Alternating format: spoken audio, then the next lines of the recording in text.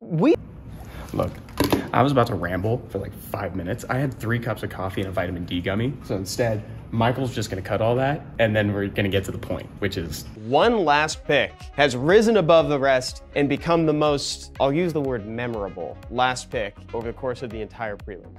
This monster is one that a lot of people have overlooked because over time, it's become labeled as the worst monster in the family, at least in the eyes of the people. Now people other than the water lab boss have a reason to fear him. Chao has been generating a lot of discussion in the community. People are calling him incredible. Others are saying you should stop picking him. And some are saying that he's only good in the pick ban phase. And low-key, I agree with some of those people.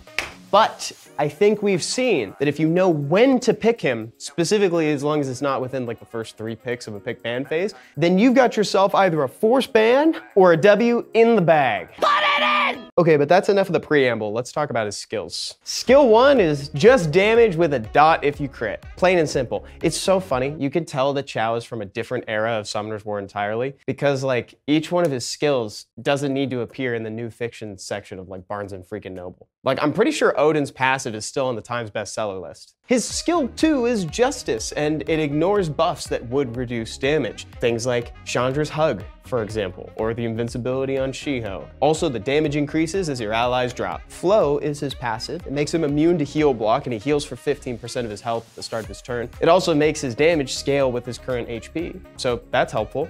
But the best part of his passive is that he auto-cleanses 2 debuffs at the start of his turn. That makes him incredible against extremely potent monsters like Gianna, because if you don't have a way to detonate the bomb, then it's not gonna go off. Unless he has a lot of debuffs on him, but like, what are the odds of that? Big Chao all alone with a really buffed up Justice ability here. In the Japan Open qualifier alone, Chao was picked 4 times and he was only banned once. And sometimes, like when Les picked him in the China qualifier, he is a force ban. Other times though, he could be picked a little bit too early on and he could be the reason why you lost the game.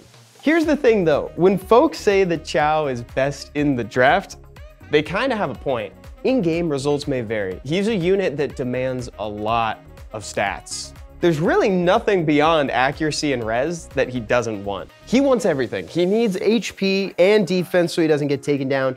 He needs all of the damage stats so he can do what he's supposed to do. And he needs speed because he has no built-in cycling. But when he's built well, you can feel it because he's either been banned or he's winning you the game. And he's hard to get rid of because he's tanky and he heals himself. If you're looking to rune up a Chao of your own, you may want to investigate runing him on Violent and Nemesis, specifically speed, crit damage, HP on your 2, 4, and 6 slots, unless you really want to go